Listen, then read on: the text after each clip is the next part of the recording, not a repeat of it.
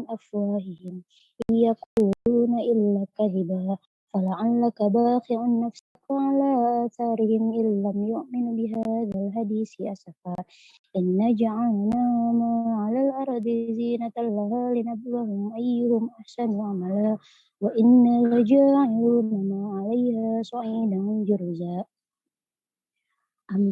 أم حسبت أن أصحاب الكهف والرقيم كانوا لآياتنا عجبا إذ أوى الفتية إلى الكهف فقالوا ربنا آتنا من لدنك رحمة وهيئ لنا من أمرنا رشدا صدق الله العظيم.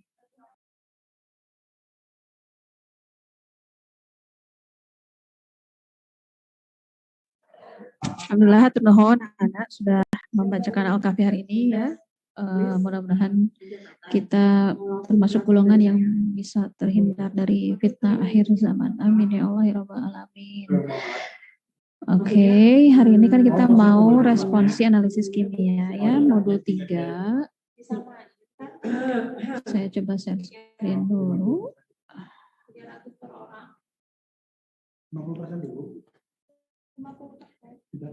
Itu link absen sudah saya kirim ya di chat ya, boleh teman-teman isi. Nah, modul 3 ya, kita masih ada kaitannya dengan analisis kuantitatif ya, titrasi atau titrimetri atau volumetri, tapi menggunakan prinsip reaksi yang berbeda ya. Kalau kemarin kan titrasi asam basa, prinsip reaksinya adalah penetralan ya, asam basa menghasilkan air dan garam. Nah, untuk titrasi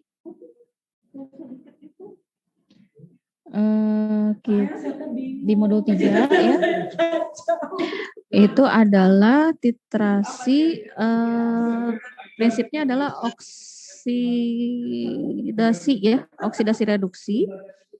Nah, yang akan kita kerjakan untuk titrasi reduksi oksidasi ini adalah penentuan kadar vitamin C dengan metode iodimetri ya. Jadi nanti mungkin akan dibahas lebih rinci macam-macam titrasi oksidasi reduksi ya. Nah, salah satunya adalah metode iodimetri ya. Apa itu metode iodimetri? Nanti di bawah akan Ibu jelaskan sedikit ya.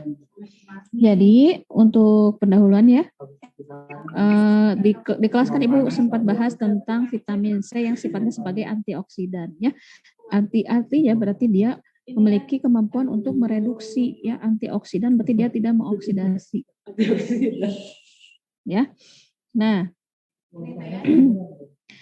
Nah, kemampuan vitamin C ini dalam melakukan reduksi ini dimanfaatkan untuk menganalisis kadar vitamin C ataupun bisa menganalisis kadar yang lain sebenarnya kalau reaksinya serupa ya, reduksi atau oksidasi. Cuman hari ini kita bahas menentukan kadar vitamin C dengan prinsip reduksi oksidasi ini ya, atau redoks ini. Nah, untuk mengetahui kadar vitamin C, metode titrasi redoks, dia adalah menggunakan metode titrasi langsung yang menggunakan iodium atau disebut iodimetri. Nah, iodimetri ini berasal dari kata iodium ya. Jadi komponen oksidatornya adalah iodium ya, I2. Makanya dinamakan iodimetri. Nah, iodium ini dia oksidator tentu saja ya, makanya dia bisa dipakai untuk mengoksidasi vitamin C. Dan vitamin C sifatnya adalah reduktor, dia akan mereduksi iodium ya. Jadi reaksi antara iodium dengan vitamin C kita bisa analisis amati dalam rangka menentukan kadar vitamin C-nya. Seperti itu ya. Nah, kenapa vitamin C bisa mereduksi iodium? Karena dia memiliki potensial reduksi yang lebih kecil pada iodium. Nah, ini yang menjadi prinsip mana aja zat yang bisa melakukan reduksi, mana aja zat yang bisa melakukan oksidasi. Dilihat dari apa? Dari potensial reduksinya, ya. Nanti di bab titrasi redoks saya akan jelaskan dengan lebih rinci mengenai tabel potensial reduksi ya. Nanti teman-teman bisa membandingkan senyawa mana bisa mereduksi yang mana, senyawa mana yang bisa mengoksidasi yang mana. Nah, di sini vitamin C memiliki potensial reduksi yang lebih kecil daripada iodium sehingga dia bisa melakukan titrasi redoks terhadap iodium. Nah, pendeteksian titik akhirnya ya, kan kalau titrasi asam basa potensiometri dilihat perubahan potensial, ataupun kalau misalnya titrasi asam basa menggunakan indikator, yang dilihat adalah perubahan indikator ya. Nah kalau ini kita juga pakai indikatornya amilum. Nah kita lihat reaksinya ya. Teman-teman lihat reaksi di sini. Yang saya highlight ya. Ini adalah vitamin C ya, C6H8O6. Ini adalah vitamin C. Kemudian ini iodiumnya adalah I2 ya. Ketika keduanya bereaksi, maka vitamin C akan berubah jadi C6H6O6 ya, atau mengalami oksidasi ya. Dan iodiumnya dari I2 dia akan direduksi ya menjadi I-. Gitu ya.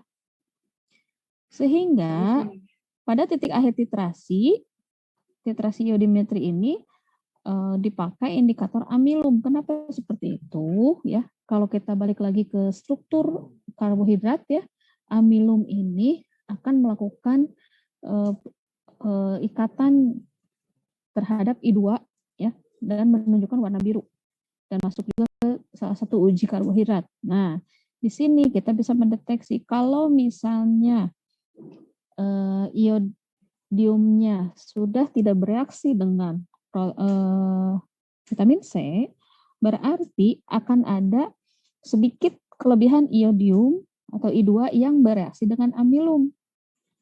Disitulah kita bisa melihat perubahan warna biru ya.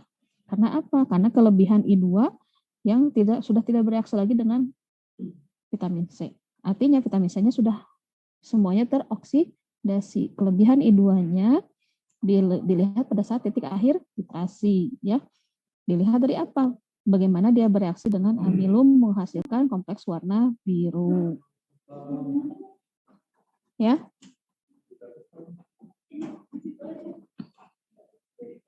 Sampai di sini ada yang ditanyakan?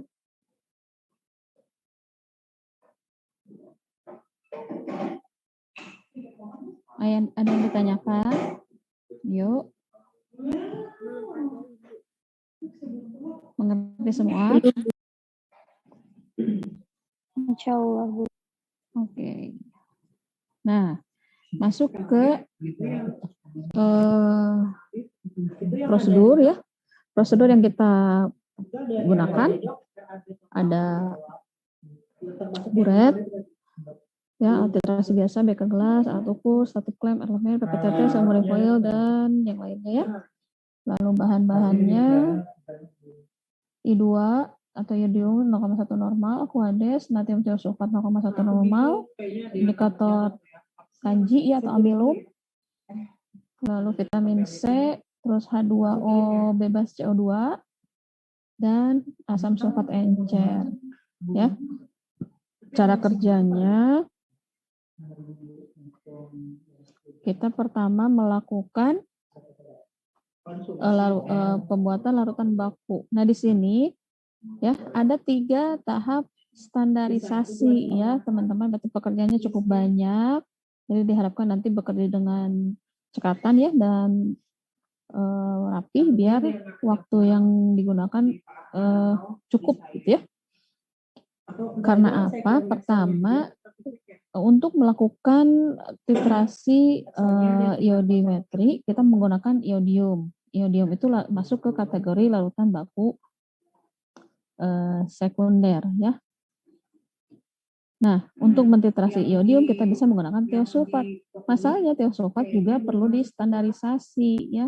Makanya kita melakukan standarisasi 2 kali ya. Jadi ada dua larutan baku sekunder yang harus kita titrasi ya. Karena ada 2 standarisasi, di pekerjaannya juga harus baik ya, karena kalau misalnya ada error dari atas ke bawahnya makin gede nanti galatnya. Begitu ya. Yang pertama untuk standarisasi natrium thiosulfat ya. Kita gunakan kalium iodat.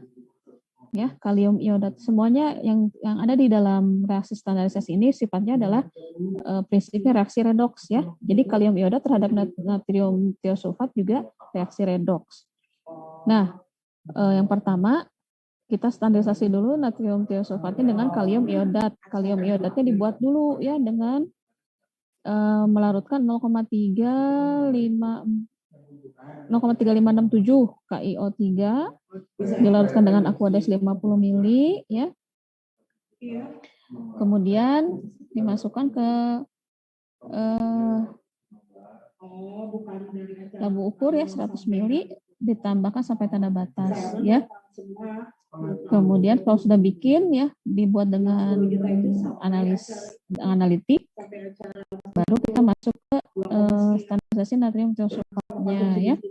Jadi natrium tiosulfatnya ada 0,1 normal, dimasukkan ke dalam buret, kemudian ditambah dititrasi, dia mentitrasi KiO3 ya. KiO3-nya dipipet 10 ml, kemudian ditambahkan 1 gram Ki ya, lalu digoyangkan perlahan hingga Ki-nya larut sempurna. Nah, ditambahkan 10 ml HCl2 normal dan segera titrasi dengan natrium tiosulfat. Saat warna kuning hampir menghilang ya, hentikan titrasi lalu tambahkan indikator amilum. Nah, lanjut titrasi sampai warna biru cepat menghilang. Jadi indikatornya tidak ditambahkan di awal, tapi di pertengahan mekanisme titrasi ketika warna kuning hampir menghilang ya. Jadi nanti warna si Erlenmeyernya warna kuning lama-lama akan menghilang, lalu nah ketika udah mulai kuning pucat kita tambahkan indikatornya. Nah, titrasi lagi sampai warna indikator biru tepat menghilang. Nah, setelah itu melakukan pembakuan I2 baru masuk ke standar sekunder yang mau kita gunakan untuk vitamin C. Caranya sama ya, kita udah menemukan nilai konsentrasi tiosulfat yang tepat ya. Lalu tiosulfat yang tadi digunakan untuk standarisasi I2 ya. Sebanyak 2 mili I2 diencerkan ke dalam lampu ukur, diambil 10 mili, dititrasi dengan natrium tiosulfat ya, sampai tadi tambah kanji ya. Jadi setelah selesai dititrasi kemudian tambah 5 tetes kanji dari warna coklat menjadi biru dan dititrasi kembali sampai warna biru hilang menjadi bening. Seperti itu ya.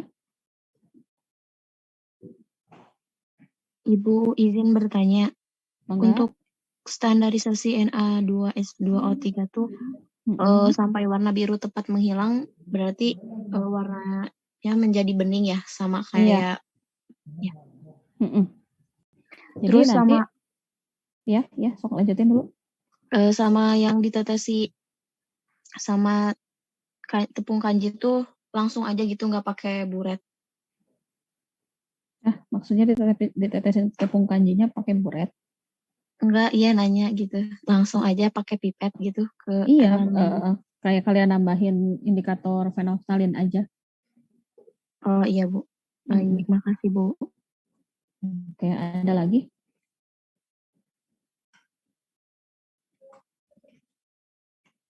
Tidak ada. Oke, kita lanjut ya. Kalau kita sudah melakukan 2 kali standarisasi, pertama untuk tiosulfat, yang kedua untuk iodium. Nah, kita baru gunakan iodiumnya dalam rangka menentukan konsentrasi vitamin C ya yang tadi. Nah, vitamin C-nya kita bisa ambil sampelnya dari tablet vitamin C yang ada di warung ya. Mungkin nanti tiap kelompok boleh dibedakan ya. Sampelnya mungkin yang merek A, B, C, D, E gitu ya. Nah, setiap sampel dititrasi dengan metode yang sama, baru nanti dilihat apakah ada perbedaan gitu ya, konsentrasi yang tercatat di dalam kemasan dengan yang kalian ukur ya, seperti itu. Nah, metodenya seperti ini ya, 1 butir vitamin C dilarutkan dalam 100 ml Aquades ya. Nah, Aquades yang digunakan harus bebas karbon dioksida. Jadi teman-teman dari awal prosedur yang harus dilakukan adalah mendidihkan air dulu ya.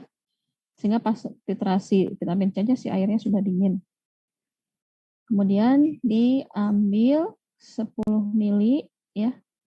Ditambah indikator kanji 5 tetes, lalu dititrasi dengan I2 hingga terjadi perubahan warna biru tua. ya.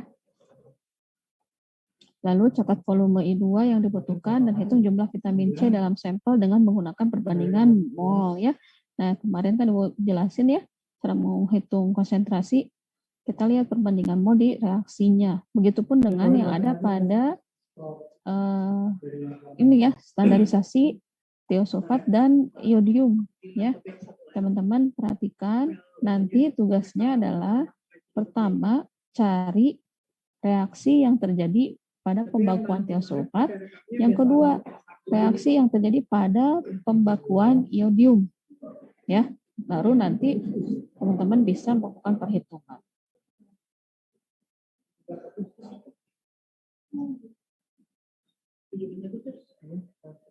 Oke, ada yang nanya, Indra nanya amilumnya dilarutkan terlebih dulu atau sudah ada dalam bentuk cairan, Bu? Nah, nanti kita lihat stok amilumnya. Kalau misalnya udah ada dalam bentuk cairan, tinggal pakai. Kalau enggak, teman-teman nanti Ibu minta bikin. Kalau nggak salah, si amilumnya itu bikin berapa persen gitu ya. Paling nanti dari padatan dilarutkan dengan air. Kayak gitu, Indra. Ada yang bertanya lagi?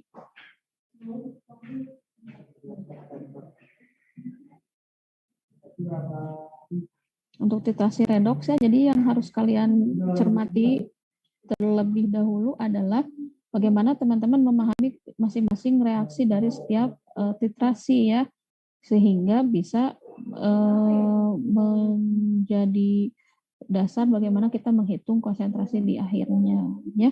Dan kita juga mengerti ketika terjadi titrasi reaksi apa yang sedang berlangsung gitu ya, kayak ini. Ditambahkan 1 gram KI pada standarisasi natrium tiosulfat ya. KI itu kan sumber imin. Kenapa ditambah imin di sini ya? Ini harus kalian cari jawabannya. Nanti pas praktikum kita Ibu tanyain lagi. Ya, pada standarisasi tiosulfat menggunakan kalium iodat. Jadi ya kalau teman-teman lihat di sini sebenarnya ada 2 metode titrasi. Ada iodometri dan ada iodimetri ya. Nah, teman-teman sekaligus nanti belajar 2 metode sekaligus ya. Meskipun dua-duanya menggunakan reagen yang serupa, iodo dan iodi. Bedanya apa nih? Ini ada di 2 reaksi di 2 standarisasi yang ada di prosedur. Ya, pada standar natrium tiosulfat ada penambahan KI, kemudian ditambahkan HCl ya. Lalu dititrasi dengan natrium tiosulfat. Nah, ini apa sih KI itu? Apakah sama dengan KIO gitu ya? Apa tidak? KIO3 sama imin apa bedanya gitu ya? Apa fungsi KI? Nanti harus teman-teman cari. Nah, lalu di pembakuan yang kedua reaksinya seperti apa terhadap natrium tiosulfat si I2 ini ya. Kemudian kalau yang terakhir ya sudah jelas karena ya di modul udah dicatat ya reaksinya. Nah, berarti kalian cari reaksi standarisasi natrium tiosulfat dan pembakuan I2 seperti itu ya. Jadi di modul di logbook juga nanti sudah tercatat ya ketiga reaksi ini. Begitu. Ada yang mau ditanyakan? Mudah-mudahan sih modul bab redoks sudah dibahas lebih dahulu sebelum praktikum ya. Jadi teman-teman nanti lebih memahami di kelas.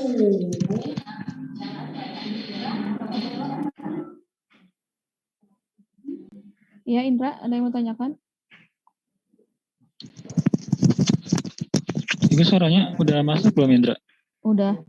Oh, udah. Ibu, yang tadi reaksi yang harus dicari itu standarisasi apa sama larutan baku apa, Bu? Soalnya di sini putus-putus. Yang ini standarisasi tiosulfat sama standarisasi iodium ya, yang B dan C. Yang ini Indra, kedengeran nggak?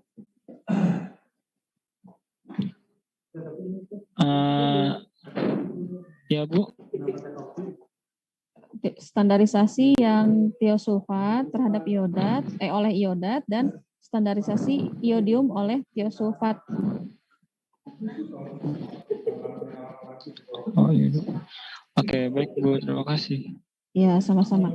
Sama saya mau konfirmasi, mungkin kalau ada yang bisa tolong dicekin ya.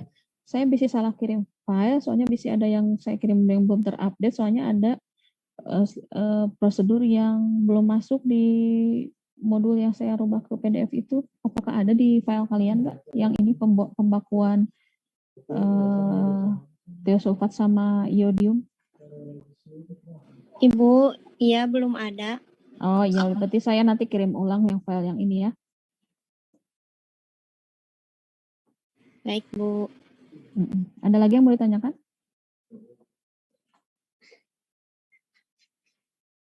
Tidak ada. Oke, nanti saya tanya. Mau nanya, Bu. Oh, sok boleh. Kalau vitamin C itu kenapa nggak dari buah-buahan kayak lemon yang banyak vitamin C-nya, Bu?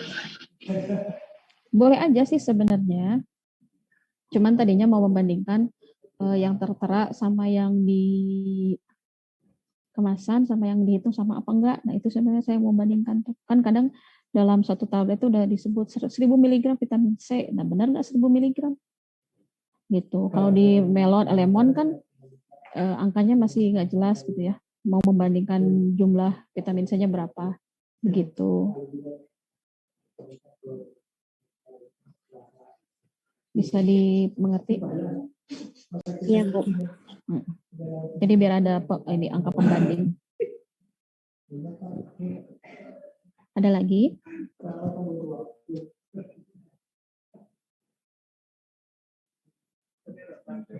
Tidak ada? Oke, kalau tidak ada, alhamdulillah ya kita sudahi berarti ya. Saya anggap teman-teman sudah memahami prinsip dari titrasi iodimetri apa iodo ya tadi ya? Saya juga jadi iodi ya dua-duanya. Iya, iodimetri ya. Dan iodo sebenarnya karena di sini ada iodo juga ya pada pembakuan thiosulfat. Nah, nanti kalau saya review sedikit di kelas ya kalau begitu sudah berarti ya titrasi redox ya untuk iodimetrinya modul 3. Teman-teman mungkin sudah bisa mulai mencicil logbooknya ya biar tidak terlalu numpuk di ujung ya. Boleh mulai dicicil dari modul 1, 2, 3 ya. Jadi pas nanti praktikum tinggal prung aja dan isi data analisisnya aja. Gitu ya dari Ibu. Absennya udah pada diisi? Sudah, Ibu. Sudah, Bu. Oke. Kalau gitu kita tutup ya bersama-sama dengan ucapan hamdalah. Alhamdulillahirabbil alamin. Istighfar, astagfirullahaladzim. Astagfirullahaladzim dan doa penutup majelis. Subhanakallahumma wa bihamdika asyhadu an la ilaha illa anta astaghfiruka wa atubu ilaik. Ya, terima kasih Sedayana. Assalamualaikum warahmatullahi wabarakatuh. Waalaikumsalam.